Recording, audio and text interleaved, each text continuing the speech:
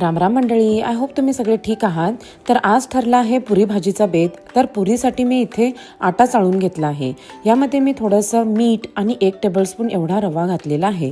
थोडी साखर पण ॲड केली आहे या पुरीला छान असा ब्राऊन कलर येण्यासाठी. बस मी इथे थोडे थोडे पाणी ॲड करून पीठ चांगलं मळून घेणार आहे. पीठ मळून झाल्यानंतर त्याला रेस्टिंग टाइम देणं खूप जरुरी असतं. तर मी इथे प्लास्टिक रॅपचा वापर केला आहे.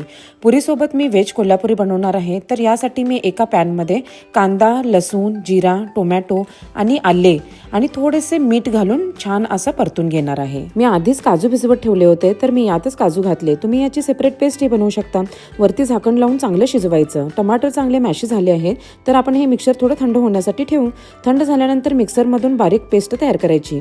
माझे हस्बंड मला सगळ्या भाज्या कट करून देणार आहेत. तर मी या भाजीमध्ये गाजर, बीन्स, बटाटे, पनीर, सिमला मिरची, कॅलीफ्लॉवर आणि कांदा असं घालणार आहे. बस पॅनमध्ये थोडंसं तेल गरम करून या भाज्या शॅलो फ्राय करायचं. त्यानंतर मी बटाटे फ्राय करून घेईन. फ्राय करून झाल्यानंतर शेवटी मी पॅनमध्ये थोडंसं बटर गरम करून पनीर फ्राय केलं आहे.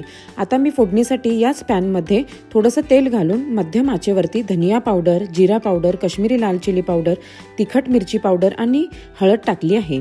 चांगला मसाला असा परतून घेतल्यानंतर त्यात बनवलेली पेस्ट आपण घालणार आहे आणि चांगलं असं परतून घ्यायचं. त्यात थोडंसं पाणी ऍड करायचं आहे जेणेकरून मसाला आपला करपणार नाही. झाकण लावून तेल सुटेपर्यंत चांगलं शिजवायचं आहे.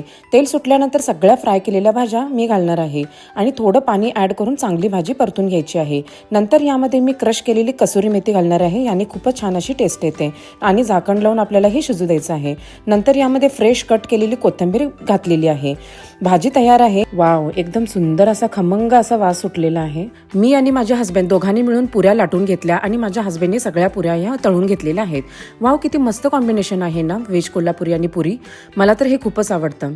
तर मंडळी, तोंडाला एकदम पाणी सुटलेलं आहे. जर हा तुम्हाला व्हिडिओ आवडला असेल तर नक्की मला लाईक करा, शेअर करा. जय महाराष्ट्र, जय शिवराय. तर भेटूया पुढच्या व्हिडिओमध्ये. बाय.